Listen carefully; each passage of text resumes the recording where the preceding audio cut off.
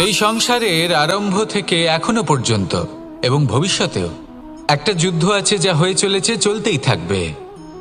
পাপ এবং পুণ্যের মধ্যে যুদ্ধ, সত্য এবং অসত্যের মধ্যে যুদ্ধ। এই যুদ্ধ চলেই আসছে, আর এই যুদ্ধে যারা লড়েন তাদের আমরা সবসময় জয় জয়কার করি। আর যারা এই জয় জয়কার করেন তাদের প্রত্যেকের একটা বিশেষ গুরুত্ব থাকে।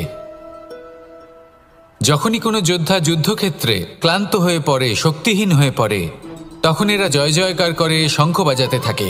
সেই যোদ্ধাকে অনুপ্রেরিত করে, শক্তি এবং সাহসে ভরিয়ে তোলে, আর তখন সেই যোদ্ধা সেই যুদ্ধকে এগিয়ে নিয়ে যেতে পারে।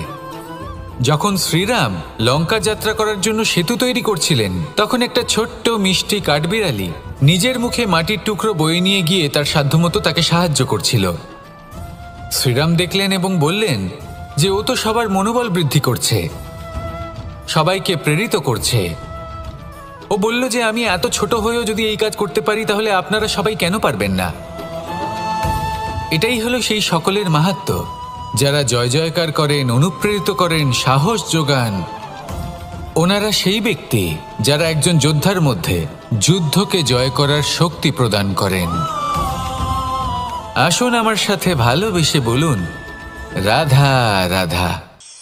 সংসারে আমাদের জীবনে যখন কোনো সুখ বা দুঃখ আসে, তার জন্য আমরা কাউকে না কাউকে অবশ্যই দায়ী করে থাকি, তাই না? এই ব্যক্তি আমাদের সাথে এরকম কাজ করেছেন, তাই আমার সাথে এমন হলো। ওই ব্যক্তি যদি এমনটা না করতেন, তাহলে আজ আমি ওই স্থানে পৌঁছতে পারতাম। সবই আপনার দৃষ্টিভঙ্গির ওপর নির্ভরশীল, আর যদি আপনার দৃষ্টিভঙ্গি এমন হয়, তাহলে তা অনুচিত। সত্যি কথা বলতে, এই সংসারে ভিন্ন ভিন্ন ধরনের মানুষ আছে। এটা আপনার ওপর নির্ভর করছে কিভাবে তাদের স্বাগত জানাবেন। একবার ভাবুন, আমি আমার দুটো হাত সামনে নিয়ে এলাম, দুটো মুঠো খুলে দিলাম।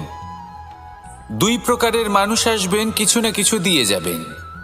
এই মুঠো যদি আমি বন্ধ করে দিই, তাহলে না কেউ আমাকে কিছু দিতে পারবে, না আমার কিছু যাবে আসবে। নিশ্চয়ই বুঝতে পারছেন এই দুই ধরনের ব্যক্তি কারা এবং তারা কি দিয়ে যান।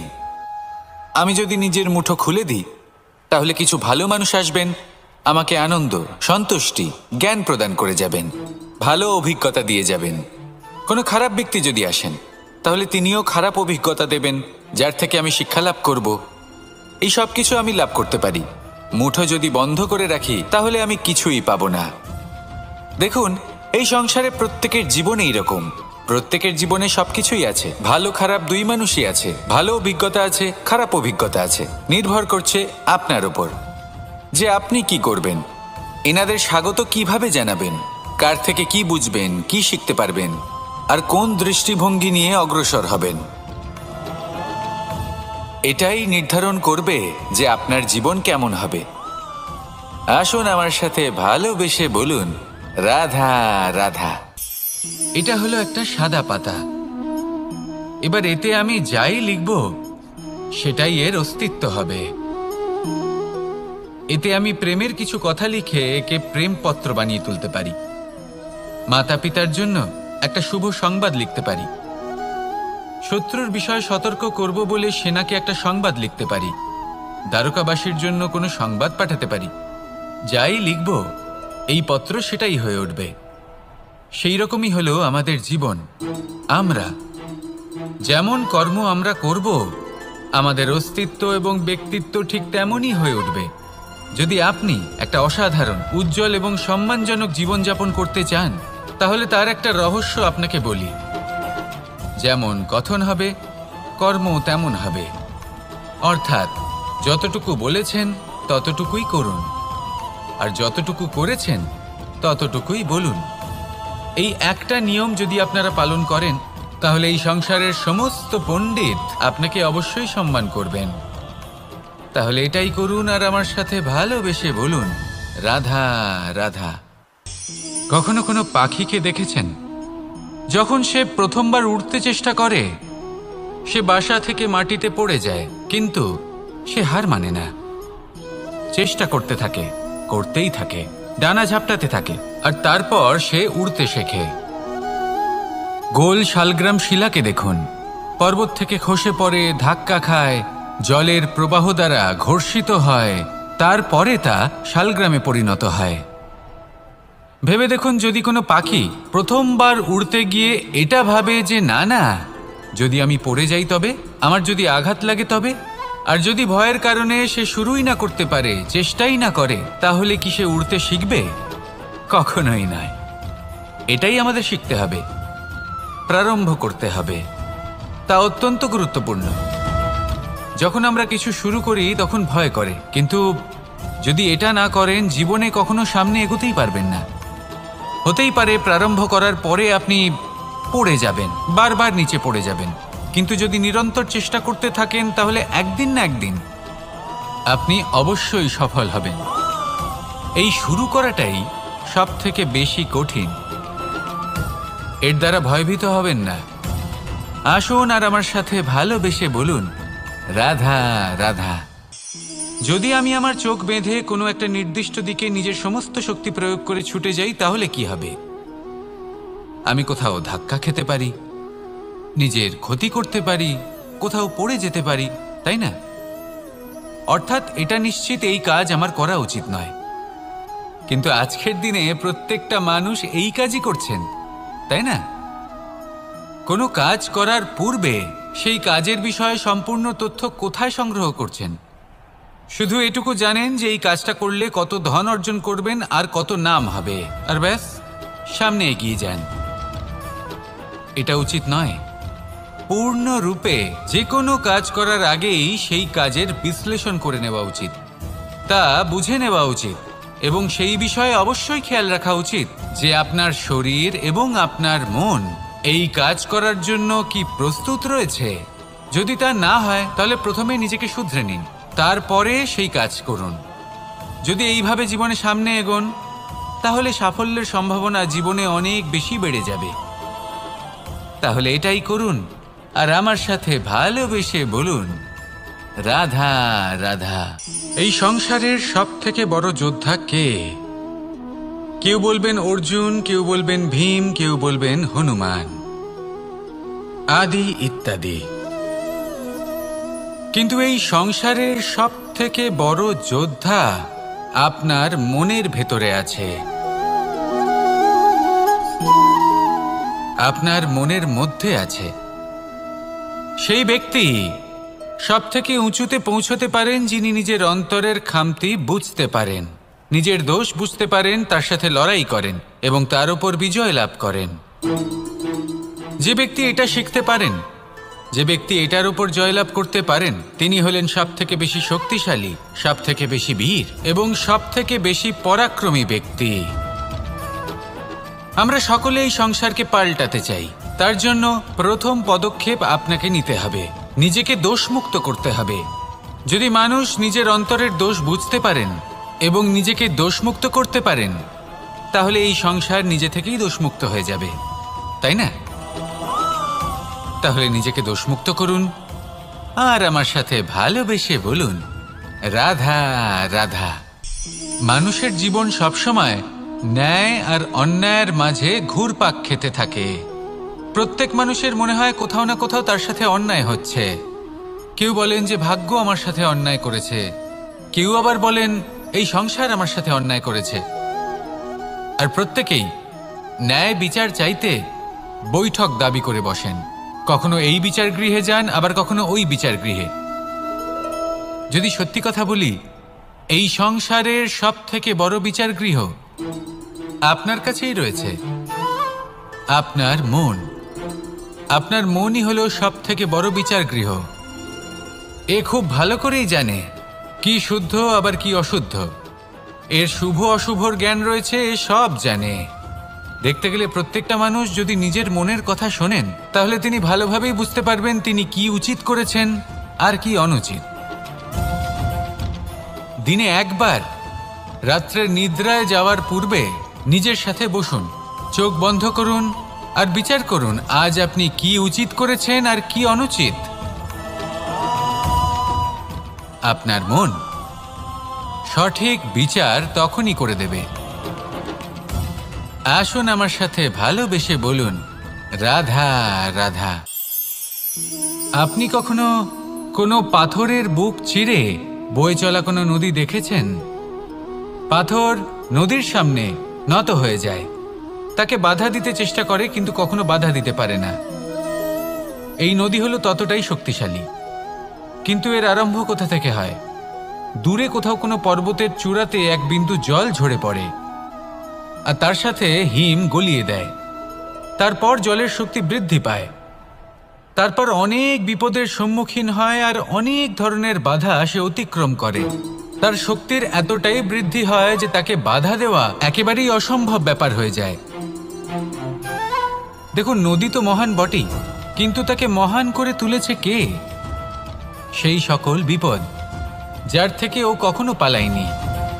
সেইভাবেই আমাদেরও বিপদ থেকে পালিয়ে গেলে হবে না, তার সম্মুখীন হতে হবে সাহসের সাথে, পূর্ণ শক্তি প্রয়োগ করে। তবেই আমরা শিখতে পারবো, তবেই আমরা সামনে এগোতে পারবো।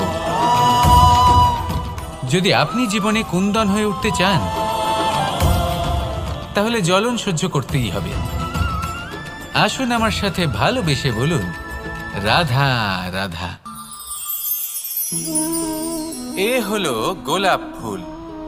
একে আমরা সকলেই চিনি। সমগ্র সংসার ভালোবাসে এই পুষ্পকে। এই ফুল দেখতেও সুন্দর। সবথেকে বেশি গুরুত্বপূর্ণ কথা হলো এর সুগন্ধ, যা দূর দূরান্ত থেকে ব্যক্তিদেরকে আকৃষ্ট করে। এই সুন্দর পুষ্প একটু মন দিয়ে দেখলেই দেখা যায় এর নিচে কাঁটা রয়েছে। এই সংসার বলে, এ প্রকৃতির কেমন রচনা, এত কোমল পুষ্প, এটা কি তীক্ষ্ণ কাঁটা সহ প্রস্ফুটিত হয়? এটাই হলো জীবনের সত্য। আমাদের অন্তরের সদ্গুণ, সেগুলিও এই ফুলের মতোই সুন্দর। সংসার এর সৌন্দর্য দেখতে পায়, এর সুগন্ধ চতুর্দিকে ছড়িয়ে পড়ে। কিন্তু এই সদ্গুণ জাগ্রত করে তোলার জন্য কঠোর পরিশ্রম করতে হয়, প্রতিনিয়ত চেষ্টা করে যেতে হয়। তাই জন্য যদি আপনি জানেন আপনার পথ উচিত কিন্তু তা কাঁটায় পরিপূর্ণ, তাহলে থামবেন না, চলতে থাকুন। একবার যদি অন্তরের সদ্গুণ জাগ্রত হয়, তাহলে এই সংসার এর সৌন্দর্য দেখবে আর সুগন্ধে আকর্ষিত হয়ে আপনার কাছে আসবে। এই মন, এই জীবন প্রসন্ন হয়ে বলবে, রাধা রাধা। মোহনের বাঁশির এই সুর, এই সঙ্গীত কার না পছন্দ হয়? সবারই খুব ভালো লাগে। এবার এই সুর আসে কোথা থেকে? কেউ বলবেন কৃষ্ণের হৃদয় থেকে। সত্য কথা, এই সুর হৃদয় থেকে নির্গত হয় এবং প্রকট হয় এই বাঁশি থেকে। এই বাঁশিটাকে দেখুন, এই ছিদ্রগুলি দেখুন, প্রত্যেকটা সুর থেকে নিজস্ব একটা স্বর নির্গত হয়। এবার যে ব্যক্তি এই সমস্ত সুর এবং স্বর বুঝতে পারেন, এতে নিপুণ, তিনি এই বাঁশির দ্বারা যে সুর নির্গত করবেন তা তো মধুর অবশ্যই হবে। এবার জীবনের সাথেও কিছুটা এরকমই ঘটে। জীবনের কিছু নীতি থাকে, অর্থ, কুটুম্ব এবং আধ্যাত্মিক। যদি জীবনের প্রত্যেকটা মুহূর্ত সুখময় হয় এরকম আপনি চান, তাহলে এই তিনটি নীতিতে আপনাকে নিপুণ হতে হবে। কোনো একটি বিশেষ নীতির প্রতি যদি আপনি বেশি ঝুঁকে পড়েন, তাহলে বাকি দুই নীতি থেকে যা সুখ লাভ করা সম্ভব তা পারবেন না। ধন অর্জন করতে হবে পরিবারের জন্য, পরিবারের সুখ মনের শান্তির জন্য, মনে শান্তির প্রয়োজন মনের শুদ্ধতার জন্য। যখন এই মন শুদ্ধ হবে, জীবন শুদ্ধ হবে, পবিত্র হবে, সুন্দর হবে এবং ভালোবেসে বলবে, রাধা রাধা।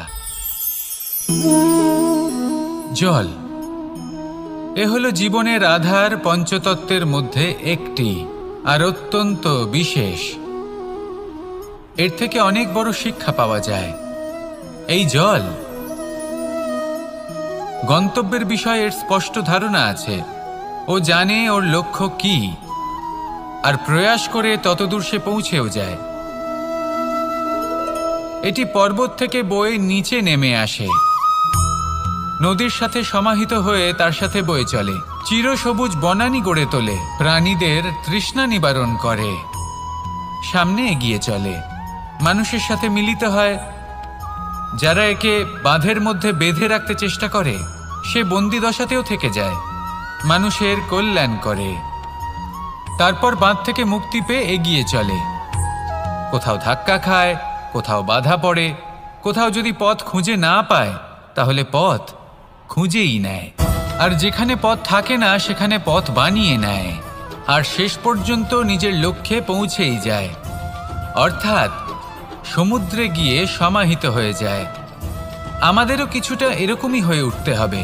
যেখানেই যাবেন সকলের কল্যাণ করুন, সামনে এগোন। আপনি কোথাও পড়ে গেলে, ধাক্কা খেলে আঘাত লাগবেই, উত্থান পতন লেগেই থাকে। সামনে এগোতে থাকুন। কোথাও পথ না পেলে তা খুঁজে নিন, কোথাও পথ না থাকলে তা বানিয়ে নিন। নিজের গন্তব্যের কথা সবসময় মনে রাখুন। শেষ পর্যন্ত নিজের মোক্ষ লাভ আপনি অবশ্যই করবেন। আর আমার সাথে ভালোবেসে বলুন, রাধা রাধা।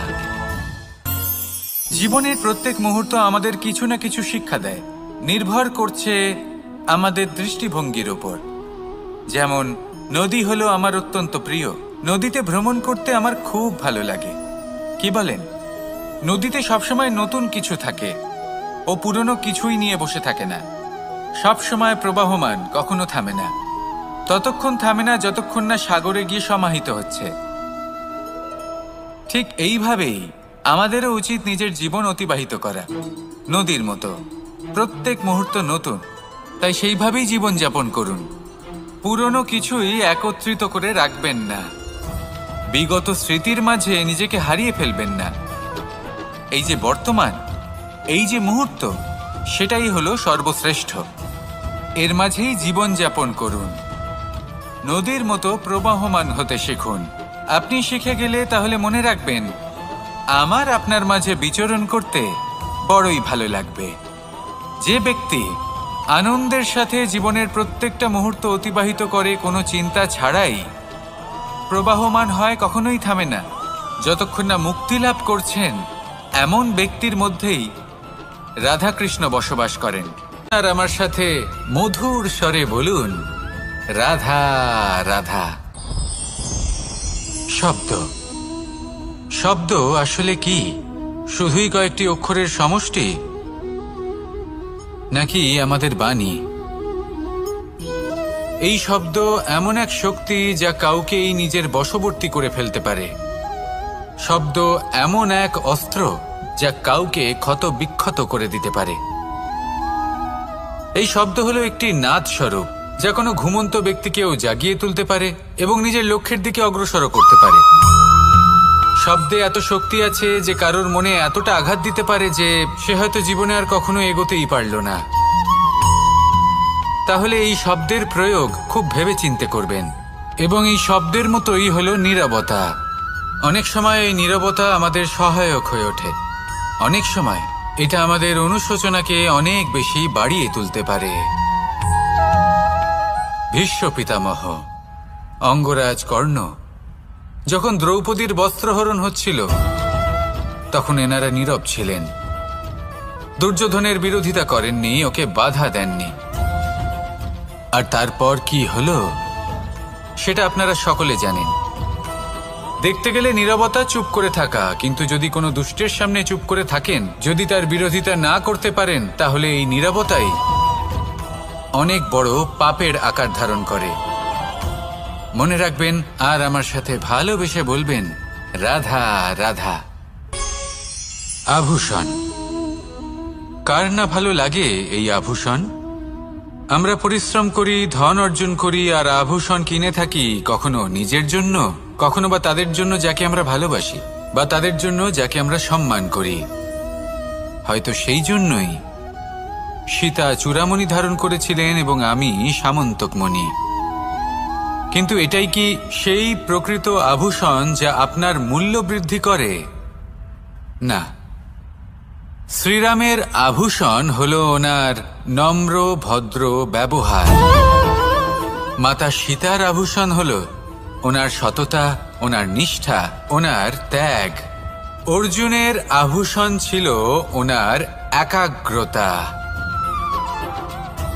রাধার আভূষণ ওনার প্রেম। এই আভূষণ কোথাও নেই, আপনার মনে আছে। যদি আপনার মনে মিষ্টতা থাকে, তা শান্ত হয়, তাতে সততা থাকে, নিষ্ঠা থাকে এবং প্রেম থাকে, তাহলে আপনার অন্য আর কোনো আভূষণের কোনো প্রয়োজন নেই। আপনি যতই ভিড়ের মাঝে থাকুন, আপনার ঔজ্জ্বল্য চোখে পড়বে।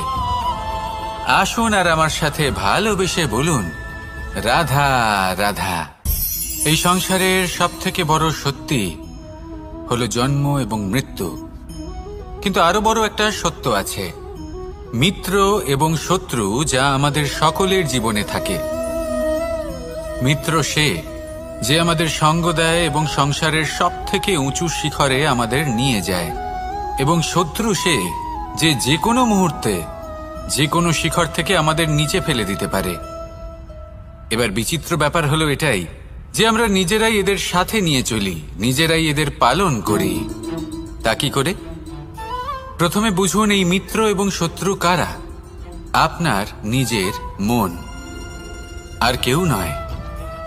এই মনই হলো মিত্র যখন তাতে ভারসাম্য বজায় থাকে, তা নিয়ন্ত্রিত থাকে, তা পবিত্র হয়। কিন্তু যদি এই মন অনিয়ন্ত্রিত হয়ে পড়ে, যদি আপনাকে সে নিয়ন্ত্রণ করতে শুরু করে, তখন সেই আপনার সবথেকে বড় শত্রু হয়। সেই জন্য এই মনের ওপর নিয়ন্ত্রণ রাখতে শিখুন, এতে ভারসাম্য বজায় রাখতে শিখুন। তাহলে আপনি এমন এক বন্ধুকে পাবেন যে আপনাকে এই সংসারের শিখরে পৌঁছে দেবে। আসুন আমার সাথে ভালোবেসে বলুন, রাধা রাধা। ঈশ্বর আসলে কে? সংসারের বেশিরভাগ মানুষের কাছে ঈশ্বর হলেন এই সংসারের রচয়িতা, পালনকর্তা। কারোর কাছে উনি জ্ঞাতা, কারোর কাছে উনি হলেন আস্থার প্রতীক, আবার কারোর জন্য শুধুমাত্র অন্ধ বিশ্বাস। কিন্তু এই ঈশ্বর কি কোনো শরীর, নাকি একটা বোধ, নাকি শুধুই শ্রদ্ধা? ঈশ্বর হলেন তিনি যিনি হলেন আপনার ইষ্ট। সেই জন্যই তো গুরু, মাতা, পিতা এনাদেরও ঈশ্বরই বলা হয়েছে। যাদেরকে আমরা ঈশ্বর বলে মনে করি, যারা আমাদের ইষ্ট, তাঁরা আমাদের একটি পথ দেখান, একটি দিকে চালিত করেন। সেই পথে চলে আপনি শুভ কর্ম করতে পারেন। আর যখন কোনো ব্যক্তি তার ঈশ্বরের আদেশ পালন করেন, তখন সে নিজে থেকেই শুভ পথে অগ্রসর হয়ে যান। বেশ কয়েকজন মানুষ ঈশ্বরের ওপর আস্থা রাখেন এবং ভাবেন যে অনুচিত কোনো কাজ করা উচিত নয়, ঈশ্বর দেখছেন। ওনারা ভয় পান যে কোনো অনুচিত কর্ম করলে কে জানে তার পরিণাম কি হবে।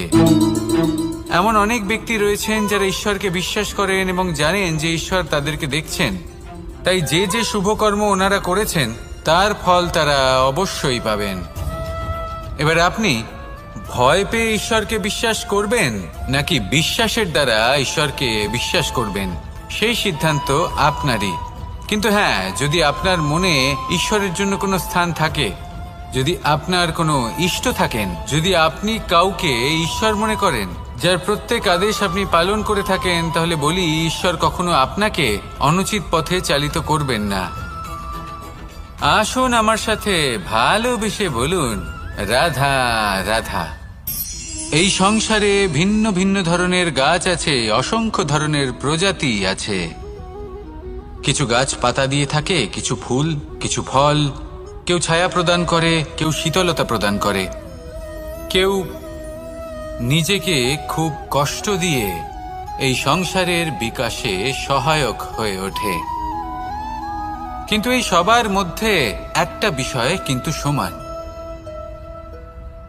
এরা প্রত্যেকেই পাতা ছাড়া, ফুল ছাড়া, ফল ছাড়া জীবিত থাকতেই পারে, কিন্তু কোনো বৃক্ষই শিকড় ছাড়া বেঁচে থাকতেই পারে না। এটাই হলো রাধার। ঠিক সেইভাবেই আমাদের জীবনে শক্তি হোক, ধন হোক বা সাফল্য হোক, আমাদের বা আমাদের পরিবারের প্রসন্নতাই হোক, এই সব কিছুর আধার হলো, সবকিছুর মূল হলো পরিশ্রম। তাই জীবনে চিরকাল পরিশ্রম করতে থাকুন। যদি আপনি জীবনে মহান হবার পথে অগ্রসর হতে চান, তাহলে পরিশ্রম করুন। এই পরিশ্রম দ্বারাই নিজের পরিবারকে প্রসন্ন করুন, নিজের বন্ধুদের প্রসন্ন করুন, এই সমাজকে গর্বিত করুন। আসুন আমার সাথে ভালোবেসে বলুন, রাধা রাধা। কখনো কোনো বাগানের কোনো বৃক্ষকে দেখেছেন যেখানে সুগন্ধি ফুল থাকে, রসালো ফল থাকে? তখন মন প্রফুল্ল হয়ে ওঠে, মন থেকে সেই বৃক্ষের প্রতি ভালোবাসা জন্মায়। কিন্তু যিনি বাগানের মালিক, শুধুমাত্র তিনিই জানেন যে কিভাবে এই বৃক্ষকে আগলে রাখতে হয়, কিভাবে তার পরিচর্যা করলে এতে সুন্দর সুগন্ধি ফুল হবে, রসালো ফল হবে। কখনো কখনো প্রয়োজনের থেকে বেশি রোদ পেলে এই বৃক্ষগুলি শুকিয়ে যায়, প্রয়োজনের থেকে কম রোদ পেলেও এই বৃক্ষ কিন্তু শুকিয়ে যায়। প্রয়োজনের থেকে কম জল যদি পায়, এই বৃক্ষ শুকিয়ে যেতে পারে। প্রয়োজনের থেকে অতিরিক্ত জল যদি পায়, তখনও এই বৃক্ষের শিকড়গুলি নষ্ট হয়ে যেতে পারে। এবার এটাই কিন্তু আমাদের সংসারের সাথেও হয়। আমাদের সংসারের সকল প্রতিভাশালী ব্যক্তি, যেমন লেখক, বিচারক, প্রবক্তা, যোদ্ধা, এদের সবার ক্ষেত্রে এই কথাটাই প্রযোজ্য। যদি বেশি প্রশংসা করা হয়, তাহলেও এরা হারিয়ে যাবেন। প্রয়োজনের থেকে বেশি যদি নিন্দা করা হয়, তখনও তারা নত হয়ে পড়বেন। তাহলে আপনি এদের রক্ষা করুন এবং নিজেদেরও। মনে রাখবেন একটা কথা, জেনে রাখুন কখন কোন নিন্দায় আপনি লজ্জিত হবেন না, আর কখন কোন প্রশংসার দ্বারা নিজের মধ্যে অহংবোধ জাগ্রত করবেন না। এই মন সুপ্রসন্ন হয়ে বলবে, রাধা রাধা। যদি আমি কোনো বনে যাই, কোনো নির্জন বনে, সেই বনের বিষয়ে, সেই পথের বিষয়ে, গাছপালার বিষয়ে, পশুপক্ষীর বিষয়ে আমার যদি কোনো জ্ঞান না থাকে, সেই বনের ক্ষুদ্র থেকে ক্ষুদ্রতর অংশের বিষয়ে যদি আমার কোনো জ্ঞান না থাকে, তাহলে হতেই পারে সেই বনে কোথাও আমি হারিয়ে যাব। হয়তো এমনভাবে হারিয়ে যাব, কোনোদিনও বাইরেই বেরোতে পারবো না। তাই সেই বনের বিষয়ে জ্ঞান লাভ করা আবশ্যক। এটাই হলো শিক্ষা। জীবনে বেশিরভাগ মানুষই কেন অসফল হন? ওনারা একটা লক্ষ্য স্থির করেন, কিন্তু সেই পথের বিষয়ে তারা পর্যাপ্ত জ্ঞান অর্জন করেন না। সেই পথে কি বিপদ আসতে পারে প্রত্যেকটা পৃষ্ঠার জ্ঞান তাদের নেই, আর সেই জন্যই তারা অসফল হন। আপনি জীবনে যখনই কোনো লক্ষ্য স্থির করবেন, কোনো লক্ষ্য সাধন করবেন, পরিকল্পনার সাথে সেই পথে অগ্রসর হন। সেই পথকে বোঝার চেষ্টা করুন, সেই পথের বিপদ সম্পর্কে জ্ঞান লাভ করুন, সব কিছু জানার চেষ্টা করুন, অজানা তথ্য আহরণ করুন, আর তারপর সেই লক্ষ্যের প্রতি নিজেকে সমর্পিত করুন। তবেই আপনি সাফল্য লাভ করবেন। আর এই মন প্রসন্ন হয়ে বলবে, রাধা রাধা। আপনি নিশ্চয়ই কখনো অনুভব করেছেন, যদি কোনো নির্মল ব্যক্তির কাছে গিয়ে বসেন, তাহলে মনে নির্মল অনুভূতি হয়, এই মন শান্ত হয়ে যায়। সেইখানেই কোনো দুশ্চরিত্র মানুষের কাছে গিয়ে বসলে এই মন বিচলিত হয়ে যায়। কারণটা কি? কারণ যে ব্যক্তি নির্মল মনের, তিনি সবার মধ্যে নির্মলতা ছড়িয়ে দেন। আমাদের অন্তরে যা থাকে আমরা সেটাই সবার মধ্যে বিতরণ করি। যদি আপনি এই সংসারে শুভ বোধ ছড়িয়ে দিতে চান, তাহলে প্রথমে শুভ গ্রহণ করুন, তা অর্জন করুন। এই সংসারে জ্ঞানের শক্তি লাভ করুন, আর সেই জ্ঞানের শক্তি সংসারে বিতরণ করুন। শান্তি এবং সন্তোষ প্রদান করুন। কারণ যেমন বীজ এই সংসারে বপন করবেন, তেমনই ফল আপনি লাভ করবেন। যেমন দেবেন তেমন ফিরেও পাবেন। এই সংসারে জ্ঞান প্রদান করুন, শান্তি প্রদান করুন, সন্তুষ্টি প্রদান করুন। এই সংসারে ভালোবাসা বিতরণ করুন, আর এই প্রেম ভাব নিয়েই বলুন, রাধা রাধা। এই সংসারে দুই ধরনের মানুষ দেখা যায়, এক সরল, দুই জটিল। এবার এই যে সরল ব্যক্তি থাকে, তাদের এই সমাজ দুর্বল মনে করে। এমনিতে দেখতে গেলে জলও সরল, বায়ুও সরল। ওনারা যেদিকে চাইবেন প্রবাহিত হতে পারেন, এনাদের যে আকার দেবেন সেটাই ধারণ করবেন। কিন্তু এরা বাস্তব রূপ ধারণ করলে তখন কি হয়? এই জল এমন এক ধারায় পরিণত হয় যে অনেক বড় বড় পাথরকে খণ্ডিত করে দিতে পারে। এই বায়ু এমন এক চক্রবাতে পরিণত হয় যা সংসারে বিনাশ ডেকে আনে। তাই যে ব্যক্তি সরল, তার সরলতাকে সম্মান করুন, তাকে সম্মান করুন, তাকে ভালোবাসা দিন। আর আমার সাথে ভালোবেসে বলুন, রাধা রাধা। খেলা খেলতে কে না ভালোবাসেন? আমরা প্রত্যেকেই যখন সময় পাই, সুযোগ পাই, তখনই আমরা কোনো খেলা খেলি। খেলার সময় দুই ধরনের মানুষ ওখানে থাকেন। এক, যারা অংশগ্রহণ করেন, আর দুই, যারা দেখতে থাকেন, যারা দর্শক হয়ে দেখেন, যারা নিজের পক্ষের বিজয়ের ফলে উচ্ছ্বসিত হয়ে থাকেন, পরাজয়ের ফলে শোক পালন করেন, পরামর্শ দিয়ে থাকেন। আর বিজয়ী কে হন? বিজয়ী তিনি হন যিনি অংশগ্রহণ করেন। নির্বাচন আপনাকে করতে হবে, আপনি কি করতে চান?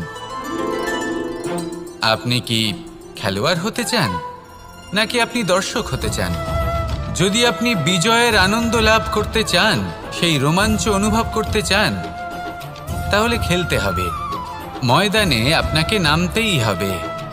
পরাজয়ের সম্ভাবনার ভয়ের সাথে আপনাকে লড়াই করতেই হবে। বিপক্ষের আহ্বানকে স্বীকার করতেই হবে, খেলোয়াড় হয়ে উঠতে হবে। তবেই এই বিজয়ের সম্ভাবনা থাকবে। আসলে কি, দর্শক হয়ে পরামর্শ দেওয়া অত্যন্ত সহজ। ময়দানে নেমে অংশগ্রহণ করা অত্যন্ত কঠিন। আর এখানে যেটা সহজ, তা আপনাকে বিজয়ের পথে কখনোই নিয়ে যাবে না। আসুন আমার সাথে ভালোবেসে বলুন, রাধা রাধা। এই সংসারে মানুষ জন্মগ্রহণ করেন, বড় হতে থাকেন, পুরুষার্থ লাভ করেন, অর্জন করেন। অর্জন করা আসলে কি? বেশিরভাগ মানুষ বলেন অর্জন করা অর্থাৎ ধন সম্পত্তি অর্জন করা। আর কি অর্জন করা যায়? আর কি লাভ করা যায়? আসল প্রশ্ন হলো এটাই যে কি এমন আছে যা বাস্তব রূপে অর্জন করার যোগ্য। তা হলো ব্যবহার, জ্ঞান এবং সন্তোষ। কেন?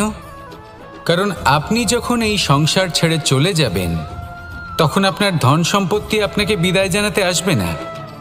আপনাকে বিদায় জানাতে আসবে আপনার আপনজন, যাদের সাথে আপনার সুসম্পর্ক ছিল। সমগ্র সংসারে সহস্র মানুষ ধন অর্জন করে থাকেন। শ্রেষ্ঠ মানুষ হলেন তিনি যিনি ব্যবহার, জ্ঞান এবং সন্তোষ অর্জন করে থাকেন, একে সকলের মধ্যে বিতরণ করেন। তাই এটাই করুন, আর আমার সাথে ভালোবেসে বলুন, রাধা রাধা।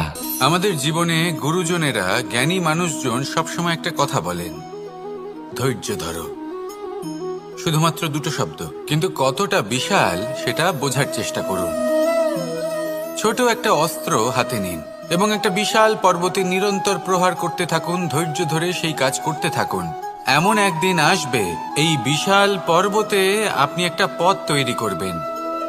কোনো ধনুর্ধর যখন নিজের বিদ্যা অর্জন করেন, তখন তাকেও ধৈর্য ধরতে হয়, তার নিজেকে সময় দিতে হয়, তবেই সে ধনুর্বিদ্যা শিখতে পারে। সেইভাবে আমাদের জীবনেও ধৈর্য ধরার খুব প্রয়োজন। পরিবারে ধৈর্য রাখতে পারলে তাহলে আস্তে আস্তে দেখবেন প্রেম বৃদ্ধি পাচ্ছে। সমাজে যদি ধৈর্য রাখতে পারেন, তাহলে আস্তে আস্তে এই সমাজ আপনাকে সম্মান করবে। যদি নিজের জীবনে ধৈর্য রাখতে পারেন, তাহলে নিজে থেকেই আত্মবিশ্বাস বাড়বে, নিজের বিকাশ হবে। জীবনে সবই সম্ভব যদি ধৈর্য রাখতে পারেন। হয়তো আস্তে আস্তে হবে, কিন্তু হবে অবশ্যই। শুধু ধৈর্য রাখুন, কারণ ধৈর্যই সব থেকে বড় পুঁজি। আসুন আর আমার সাথে ভালোবেসে বলুন, রাধা রাধা। আমাদের জীবনে যখনই আমরা কোনো বড় দায়িত্বের সম্মুখীন হই, তখন আমরা তার থেকে দূরে পালাই, আর এই অজুহাত দিই যে না না, এত বেশি ভার বহন করার যোগ্যতা আমার নেই, আমি করতেই পারবো না। দেখুন, এই সংসারে ভিন্ন ভিন্ন ধরনের গাছ আছে, ছোট গাছ, বড় গাছ, কিন্তু বটগাছের মতো বড় এবং নিবিড় গাছ আর একটাও নেই। সে নিঃস্বার্থভাবে এই সংসারকে সেবা করে যায়, ছায়া প্রদান করে, শীতলতা প্রদান করে। আর যখন এমন সময় আসে যখন তার ওপর বোঝা অত্যন্ত বেড়ে যায়, সে কিন্তু কোনোভাবেই ভেঙে পড়ে না। তখন সে নিজের নিঃস্বার্থ কর্মের ফল লাভ করে, সেই নিঃস্বার্থ কর্ম যা সে করেছে। তার দেহ থেকে ছোট ছোট ঝুড়ি বার হয় এবং তা কাণ্ডের আকার ধারণ করে। সেই কাণ্ড মাটির কাছে পৌঁছয় এবং তারপর তা বটগাছের সহায়ক হয়ে ওঠে। সে ভেঙে পড়ে যায় না। এইভাবে আপনিও জীবনে নিঃস্বার্থভাবে সবার সেবা করুন, ভালোবাসুন, সবাইকে সাহায্য করুন। যেদিন আপনার ওপর বোঝা অত্যন্ত বেড়ে যাবে, সেদিন এই সব মানুষ আপনাকে সাহায্য করার জন্য আসবেন, আপনার শক্তি হয়ে উঠবেন, আর আপনি বটগাছের মতোই মহান এবং বিশাল হয়ে উঠবেন। আসুন আর আমার সাথে ভালোবেসে বলুন, রাধা রাধা। একটা শব্দ আছে, পরিস্থিতি। অনেক মানুষের মুখে আমরা এই শব্দ শুনি। জীবনে যখন অসফল হই, দুঃখ আসে, সংকট আসে, কোনো বিপদ ঘনিয়ে আসে, তখন সমস্ত দোষ আমরা পরিস্থিতির ওপর চাপিয়ে দিই। আর দেখতে গেলে কোথাও না কোথাও ঠিকই করি। এই পরিস্থিতি প্রত্যেক দিনের মতো পাল্টাতে থাকে, কিন্তু এই দিন, এই রাত, এমন কেউ আছেন যিনি এর ওপরেও নিয়ন্ত্রণ সাধন করেন, আর তিনি হলেন সূর্য। ঠিক সেই রকমই আমাদের জীবনেও সূর্য হলো এই মন। যদি এই মনের উপর আমরা নিয়ন্ত্রণ করতে পারি, তাহলে আমরা জীবনকেও নিয়ন্ত্রণ করতে পারবো। প্রথমে এই মনের রাজা হয়ে উঠতে হবে। তাই মনে রাখবেন, যদি মন দুর্বল হয়, তাহলে পরিস্থিতি আমাদের সমস্যা বলে মনে হবে। এই মন যদি স্থির হয়, পরিস্থিতি প্রতিস্পর্ধা বলে মনে হবে। আর এই মন যদি শক্তিশালী হয়ে ওঠে, তাহলে যে কোনো পরিস্থিতি আপনার কাছে একটা সুযোগ মাত্র, এমন এক সুযোগ যাতে অগ্রসর হয়ে আপনি মহান হয়ে উঠতে পারেন। এই মনের শক্তির বৃদ্ধি ঘটান, মহান হয়ে উঠুন, আর আমার সাথে ভালোবেসে বলুন, রাধা রাধা। খুব সুন্দর একটা কাহিনী আছে। একবার এক ব্যক্তি নিজের অসফলতার জন্য ত্রস্ত হয়ে সময় দেবতার তপস্যা করতে বসলেন। উনি তপস্যা করলেন এবং সময় দেবতা প্রসন্ন হলেন, মানুষের রূপ ধারণ করে ওনার সামনে প্রকট হলেন। এবার সেই ব্যক্তি ওনাকে জিজ্ঞেস করলেন যে কি এমন আছে যার জন্য আপনি বারবার জয়ী হন আর আমি চিরকাল পরাজিত হয়ে থাকি? কেন এত পরিশ্রম করা সত্ত্বেও আমি সাফল্য লাভ করতে পারি না? তখন সময় দেবতা উত্তর দিলেন যে দিন হোক বা রাত, ঝড় হোক বা ভূমিকম্প, রোদ হোক বা বৃষ্টি হোক, সময়ের সূত্রপাত হোক বা প্রলয়, আমি থামি না, আমি চলতেই থাকি। আর সেই জন্য যিনি থেমে যান তিনি পরাজিত হন আর আমি জয়ী হই। এটাই আমাদের শিখতে হবে।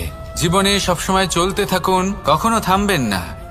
হ্যাঁ, কিছুক্ষণের জন্য বিরতি নিতে পারেন, বিশ্রাম করার জন্য, নিজেকে আরো সশক্ত করে তোলার জন্য, কিন্তু থেমে যাবেন না। নিরন্তর কর্ম করতে থাকুন, পরিশ্রম করতে থাকুন, তবেই এই সংসার আপনাকে মনে রাখবে। আসুন আমার সাথে ভালোবেসে বলুন, রাধা রাধা।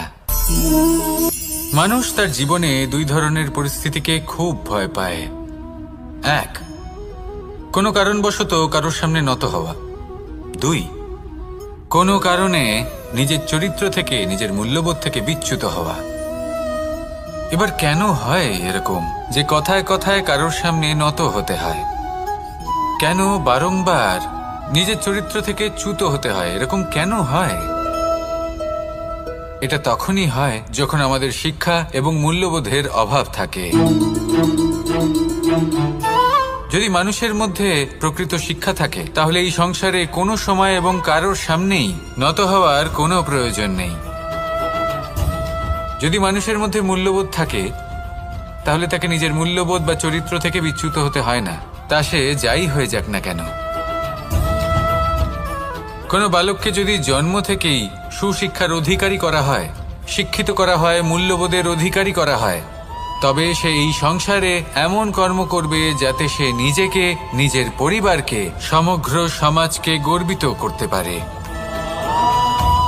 শিক্ষা লাভ করুন, মূল্যবোধ লাভ করুন এবং আমার সাথে ভালোবেসে বলুন, রাধা রাধা।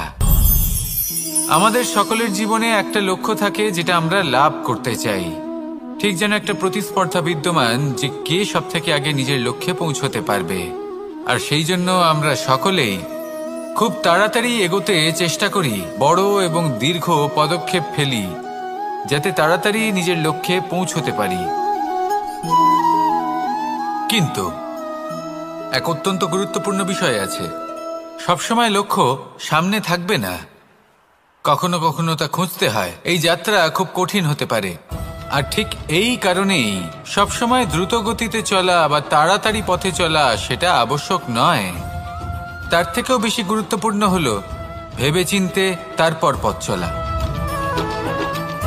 যদি ভেবেচিন্তে পদক্ষেপ ফেলেন, চলতে পারেন, তাহলে সেটাই সর্বশ্রেষ্ঠ পদক্ষেপ। কখন কোন দিকে যেতে হবে, কখন কোথায় দিক পাল্টানো যাবে না, কখন গতি বেশি রাখতে হবে, কখন কম, কখন থামবো, কখন চলবো, এই সব কিছুর বিষয়ে জ্ঞান অত্যন্ত গুরুত্বপূর্ণ এবং ভেবে চিন্তে চলতেই হবে। সেই জন্য শুধু তীব্র গতিতে সামনে এগোলে চলবে না, ভাবনা চিন্তা করে এগোতে হবে। আসুন আমার সাথে ভালোবেসে বলুন, রাধা রাধা।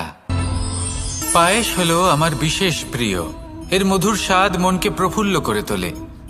ছোটবেলায় মা আমার জন্য পায়েস বানাতেন এবং আমাকে বলতেন যে গরম থাকতে থাকতে খেয়ে নে কানাই, ঠান্ডা হয়ে গেলে ভালো লাগবে না।